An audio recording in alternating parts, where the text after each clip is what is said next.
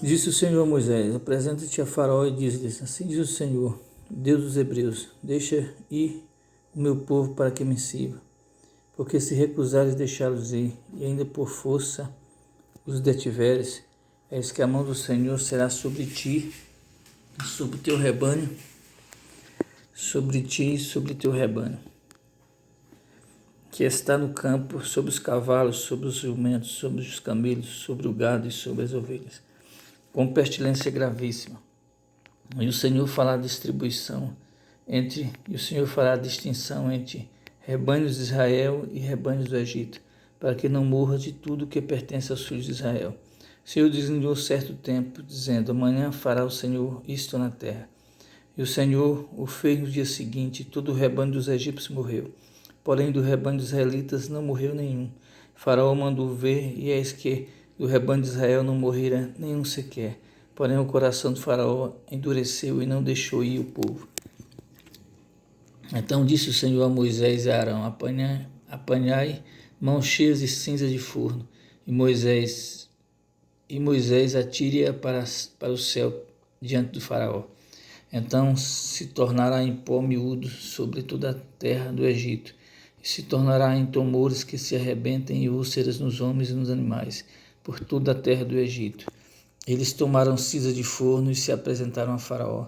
Moisés a atirou ao céu, e ela se tornou em tumores que se arrebentavam em úlceras nos homens e nos animais, de maneira que os magos não podiam permanecer diante de Moisés, por causa dos tumores, porque havia tumores nos magos em todos os egípcios.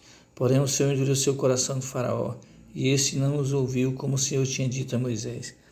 Disse o Senhor a Moisés: levante-te pela manhã cedo, apresenta-te a Faraó e diz: assim diz o Senhor, o Deus dos Hebreus: deixa aí o meu povo para que me sirva, pois esta vez enviarei todas as minhas pragas sobre o seu coração, e sobre os seus oficiais, e sobre o teu povo, para que saibas que não há quem me seja semelhante em toda a terra. Pois eu já poderia ter estendido a mão para te ferir, a ti e teu povo, com pestilência, e teria sido cortado da terra. Mas, deveras, para isso te hei mantido, a fim de mostrar-te o meu poder e para que seja o meu nome anunciado em toda a terra. Ainda te levantas contra o meu povo para não deixá-los ir? Eis que amanhã, por esse tempo, farei cair muito grave chuva de pedras, como nunca houve no Egito, desde o dia em que foi fundado até hoje. Agora, pois, manda recolher o teu gado e tudo que tens no campo, todo homem e animal que se acha no campo, e não se recolherem a casa, em caindo sobre eles a chuva de pedras morrerão. Quem dos oficiais de Faraó temia a palavra do Senhor, fez fugir os seus servos, o seu gado para as casas. Aquele, porém, que não se importava com a palavra do Senhor, deixou ficar no campo os seus servos e o seu gado. Então disse o Senhor a Moisés: estende a tua mão para o céu, e cai a chuva de pedra em toda a terra do Egito, sobre homens, sobre animais, sobre toda planta do campo da terra do Egito. E Moisés estendeu seu bordão para o céu. O Senhor deu trovões e chuva de pedras, e fogo desceu sobre a terra, e fez o Senhor cair chuva de pedras sobre a terra do Egito, de maneira que havia chuva de pedra e fogo, misturado com a chuva de pedras tão grave, qual nunca houve em toda a terra do Egito, desde que veio a ser uma nação. Por toda a terra do Egito a chuva de pedras feriu tudo quanto havia no campo, tanto os homens como os animais. Feriu também a chuva de pedras toda a planta do campo, e quebrou todas as árvores do campo. Somente na terra de Gozem, onde estavam os filhos de Israel, não havia chuva de pedra. Então Faraó mandou chamar Moisés e Arão e lhe disse: esta vez pequei, o Senhor é justo, porém eu e meu povo somos ímpios. Orai ao Senhor, pois já bastam essas grandes trovões e chuva de pedras, eu vos deixarei ir, e não ficareis mais aqui. Respondeu-lhe Moisés: em saindo eu da cidade, estenderei as mãos ao Senhor, e os trovões cessarão.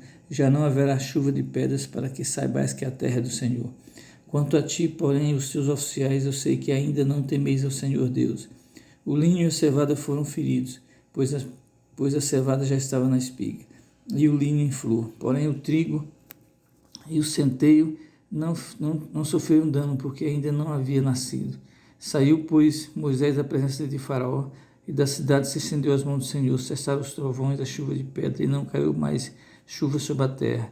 Tendo visto o Faraó que cessaram as chuvas, as pedras e os trovões tornou a pecar. Endureceu o coração, ele e seus oficiais. Assim Faraó, de coração endurecido, não deixou ir os filhos de Israel, como o Senhor tinha dito a Moisés.